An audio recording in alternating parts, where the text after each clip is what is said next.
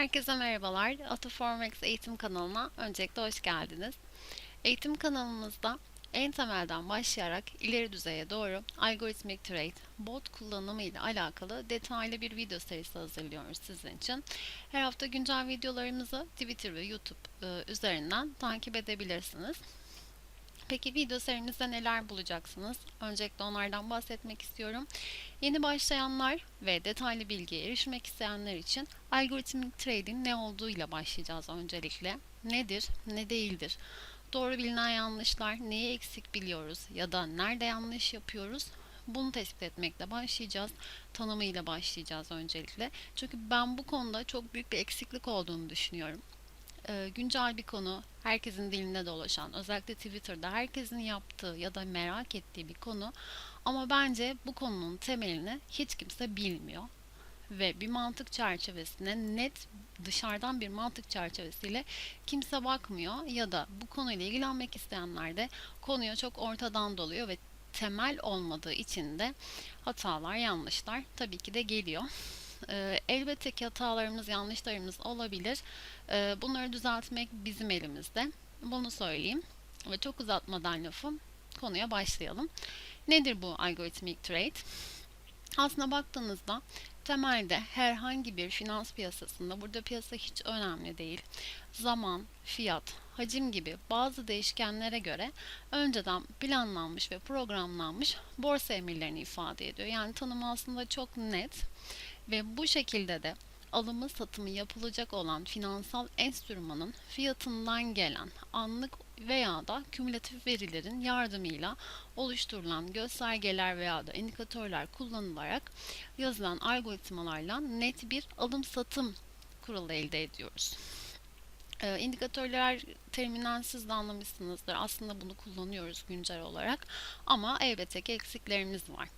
Ve bunlar ne anlama geliyor? Şimdi birçok dinamik unsuru içerisinde barındıran bir piyasada ayakta kalmak, kar edebilmek ve bu elde ettiğiniz karı da sürekli hale getirebilmek için belli bir prensibe bağlı kalmak zorundayız. Ve bu prensiplerin içerisinde de maalesef duygulara yer yok. Yani beşeri faktörler, insan faktörüne kesinlikle yer yok. Yani bu ne demek? Duyumlarımızla hareket ettiğimiz ve kararsızlık kaldığımız sürece stabil olarak içinde bulunacağımız tek döngü zarar döngüsü. Burada hemfikir olduğumuzu düşünüyorum sizinle. İşte bu noktada aslında algoritmik trade devreye giriyor. Formüle edebileceğimiz belirli bir mantık çerçevesinde bunu özellikle altını çizmek istiyorum. Oturttuğumuz her alım satım koşulu aslında bir algoritmik trade örneği. Yani siz aslında şu anda bir bot kullanmıyor olabilirsiniz, bir program, hatta belki bir indikatör bile kullanmıyor olabilirsiniz. Ama temelde bir mantık çerçevesinde işlem yapıyorsanız aslında siz de bir algoritmik trade yapıyorsunuz ve aslında siz bir algo tradersınız. Bu şekilde açıklayayım. Peki, işin aslına dönersek algoritmik trade ile ne yapabilirsiniz? Bu algoritmik trade bize ne yapar, ne sağlar? İlk ve en önemlisi bence şu: bir insan kapasitesinin hiçbir şekilde ulaşamayacağı hızda ve sıklıkta alsat yapabilir, işlem yapabilir. Ve belirlenen alsat koşulunu tam ve eksiksiz yerine getirir. Bu iki madde bence algoritmik trade'de insan faktörünün kesinlikle ulaşamayacağı ve yerini de alamayacağı iki madde. O yüzden çok önemli. Size zaman kazandırır. Kesinlikle zaman kazandırır. Uykusuz geceler, acaba o mu olmuştu, işleme girmeli miyim, girdim mi, uyumasam mı gibi sorularla ve sorunlarla karşılaşmazsınız. Ve şu da çok önemli: koşullarınızda her zaman geriye dönük test edebilme imkanınız vardır. Yani bir fikrim var aslında ama nasıl olur, bir deneyeyim göreyim demektense geriye dönük test yapabilirsiniz. Bunu aslında backtest diyoruz. Bazılarımız bu terime aşinadır. Backtest yapabilme imkanı sunar. Bu da çok önemlidir. Bunda da bazı hatalar oluşabiliyor. Uygulamadan kaynaklı yanlış yorumlayabildiğimiz backtest sonuçları oluyor mu? Oluyor. Evet. Ama bu bize bu imkanı sağlıyor. Bir de ters yönden bakalım. Algoritmik trade ne yapmaz? Öncelikle bizim en çok yaşadığımız şey, hiçbir şekilde kararsızlık yaşamaz. Duyumlara göre hareket etmez ve duygulara yer vermez. Burada hepimiz Ben de dahil olmak üzere bu işe ilk başladığımda çok fazla duyumlara göre hareket ettik. İçimizde hala duyumlara göre hareket eden var. Trade mantığı sadece duyumlara göre olan bazı traderlar var. Evet var ama aslında bu bence doğru bir davranış değil diye düşünüyorum. Ve en önemlisine geliyoruz. Bu terim de size çok aşina gelecektir. HODL kesinlikle yapmaz, zararda beklemez ve her zaman için yaşayacağınız maksimum zarar anlamlandırabildiğiniz risk seviyeniz kadar olacaktır. Yani karar verdiğiniz ve ben bu zararı kaldırabilirim dediğiniz orandan %1 dahi fazla zarar etme imkanınız yok. Bence bu çok güzel bir şey.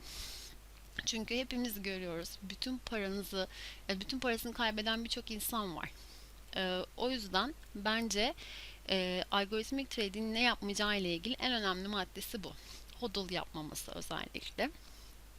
Bunun dışında gene güncel piyasalardan da ben size bir örnek vermek istiyorum. Sayılara dayandırılan ve aslında işin ne kadar ciddi olduğunu ile ilgili yapılan bir araştırma var. Şöyle diyor araştırmada.